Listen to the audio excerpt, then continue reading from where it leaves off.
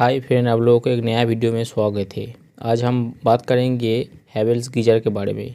ये वाला 15 लीटर का हैवेल्स का टॉप मॉडल का गीज़र है। इसमें प्रॉब्लम आ रहा है कि गीज़र चल नहीं रहा है, लेकिन इसका जो मेन कॉर्ड है, मेन कॉर्ड के साथ जो सेफ्टी स्विच लगा हुआ है वहाँ तक इसका मेन पावर सप्लाई आ रहा है। यहाँ पे जो एलईडी देख रहे हो कि एलईडी जल रहा है, मतलब यहाँ पे जो सेफ्टी स्विच लगा होता है, मतलब सिस्टम में कुछ प्रॉब्लम होता है तो ये टिप कर जाता है और आगे लाइन पास नहीं होता है।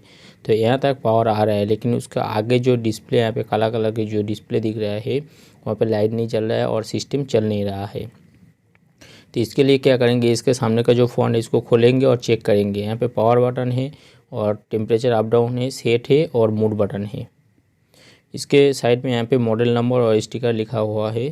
तो इसको क्या करेंगे, इसका ऊपर का जो टॉप है इसको खोलेंगे और देखेंगे इसका आगे जो सप्लाई वो क्यों नहीं जा रहा है। तो चलिए इसको ओपन करते हैं। जैसे यहाँ पे देख रहे हो, इसका जो ऊपर का टॉप है इसको ओपन कर दिया हूँ नीचे उतर के। तो इस पर क्या हो रहा है कि मेन जो सप्लाई है, मतलब मेन पावर सप्लाई का जो कॉर्ड है वहाँ पे पावर आ रहा है पीसीबी पे। यहाँ पे पीसीबी पे दो वायर है, दो ब्लू वायर है और दो, एक ग्रे वायर है, एक रेड वायर है। ग्रे वायर मेन पावर का और रेड वायर जो है वो आउटपुट, पीसीबी से आउटपुट कॉइल पे जाता है, फिर कॉइल ऑन होता है। तो पीसीबी को उतार लिया हूँ क्योंकि मेन पावर सप्लाई जा रहा है, पीसीबी से आगे पास नहीं हो रहा है। तो ये छोटा वाला जो पीसीबी है उस पर लगा हुआ है। यहाँ पे देखो दो दो चार पिन लगा हुआ है, मतलब ऊपर दो पिन है, नीचे दो पिन है। ऊपर का जो पिन है वो L1 और L2, L1 जो है वो फेज़ है और L2 जो है वो भी फेज़ है, लेकिन वो आउटपुट, मतलब गीज़र का जो कॉइल है उसको ऑन करने के लिए L2 का जो सप्लाई है उसके लिए दिया रहा है। और नीचे जो है दो पिन, इस पर N2 और N1 लिखा हुआ है, मतलब न्यूट्रल है। मतलब नीचे का दो पॉइंट है ये न्यूट्रल पॉइंट है, ऊपर का दो है वो फेज़ है। लेकिन ऊपर का दो पॉइंट फेज़ जो है, एक फेज़ आउटपुट के लिए, मतलब एक काला कलर के जो रिले देख रहे हो इस पे 12 वोल्ट पावर सप्लाई मिलता है। तो वो 220 वोल्ट L2 में, मतलब 20 एम्पेयर लोड के साथ वो आउटपुट करता है। मतलब इसका जो कैपेसिटी है रिले का 20 एम्पेयर तक ये लोड ले सकता है। लेकिन पीसीबी में क्या है, L1 और यहाँ पे N1 पे जो लाइन और न्यूट्रल जो है वो पावर सप्लाई देने के बाद भी ये ऑन नहीं हो रहा है। यहाँ पे जैसे देख रहे हो DC 12 वोल्ट DC और नीचे लिखा हुआ है 20 एम्पेयर 220, मतलब 12 वोल्ट DC कॉइल पे पावर सप्लाई देंगे।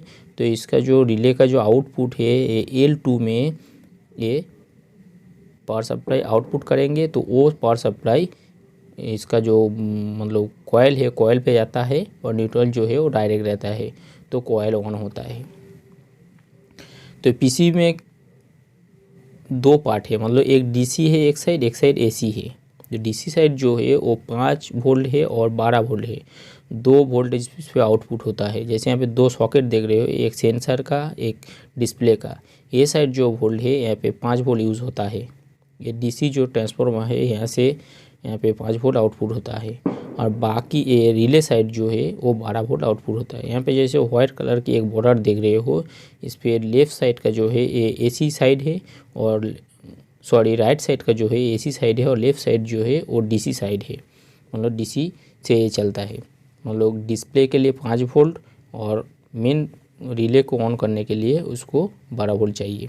ये पावर सप्लाई कहाँ से आता है, मेन सप्लाई यहाँ पे डायोड लगा हुआ है डीसी होके, फिर यहाँ पे जो आईसी देख रहे हो आईसी होके 2 वोल्ट डिवाइड होता है, एक तो डिस्प्ले के लिए वो साइड और दूसरा ये रिले के लिए।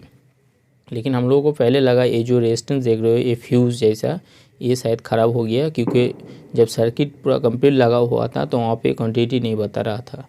तो इसको ओपन करने के बाद देखा इसका जो क्वांटिटी है, मतलब इसका जो फ्यूज़ जैसे ये यूज़ होता है, मतलब किसी में कुछ प्रॉब्लम होता है तो फ्यूज़ जैसे रेजिस्टेंस है ये उड़ जाता है और इसको सेफ्टी करता है। मतलब उड़ जाने के बाद पावर सप्लाई आगे नहीं सप्लाई पास करता है, तो वो भी सही है, मतलब उस पर भी प्रॉब्लम नहीं है।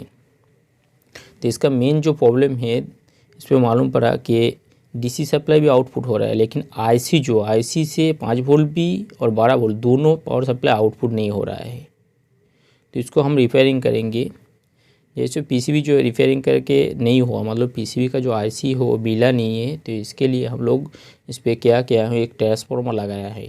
मान लो ट्रांसफार्मर लगा के 12 वोल्ट और 5 वोल्ट अलग अलग उसको पावर सप्लाई देके पीसीबी को ऑन कर दिया हूँ।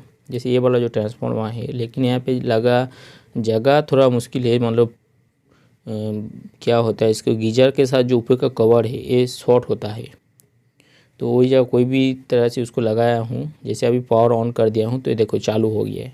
मतलब आईसी के प्रॉब्लम की वजह से वो 12 वोल्ट और 5 वोल्ट आउटपुट नहीं हो रहा था। ये जो डिस्प्ले दिख रहा है वो टेम्परेचर का है और बाकी दूसरे बार जब दिख रहा है वो टाइम का है। उसको सेट भी कर सकते हो, मतलब टाइम भी आप सेट कर सकते हो अपने हिसाब से। ये 52 टेम्परेचर है। अभी ये जो दिख रहा है ये घड़ी है, इतना टाइम चलेगा। यहाँ पे सी लिखा है सेंटीग्रेड, इतना डिग्री सेंटीग्रेड ये हीट करेगा। और ये घड़ी दिख रहा है इतना घंटा ये चलेगा, मतलब सेंटीग्रेड के हिसाब से इतना टाइम ये चलेगा। आपको इसको आप कंट्रोल भी कर सकते हैं। यहाँ पे राइट साइड पे पावर बटन है, उसके बाद टेम्परेचर अप डाउन है और सेंटर जो है वो सेट स्विच है। और लेफ्ट साइड का जो स्विच है मोड बटन है। मतलब इसको आप जैसे अभी 730 हुआ, इसको आप कम ज़्यादा करके आपके हिसाब से इसको आप मतलब ऑपरेट कर सकते हो।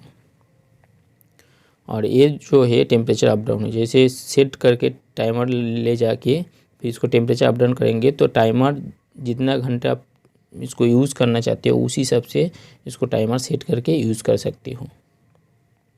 मतलब इस तरह कुछ प्रॉब्लम होता है, मतलब पीसीबी के इस तरह कुछ प्रॉब्लम होता है। मतलब ज़्यादातर ये पीसीबी छोटा जो पीसीबी होता है ये ज़्यादातर उसका आईसी जो कंपनी इस तरह बनाता है वो आईसी मिलता नहीं है मार्केट में। उस हिसाब से आईसी मिल जाता है तो सबसे अच्छा है, आईसी यूज़ कर चेंज कर देने से प्रॉब्लम सॉल्व हो जाता है। लेकिन जब आईसी मिलता नहीं है तब उसको ऐसे ट्रांसफार्मर लगा के आप लोग उसको इस तरह रिपेयरिंग कर सकते हैं। तो आज के लिए इतना ही है। मेरा वीडियो अच्छा लगा हो तो प्लीज़ सब्सक्राइब एंड लाइक करना, बेल नोटिफिकेशन को ऑन करना। तो मिलते हैं अगले वीडियो में।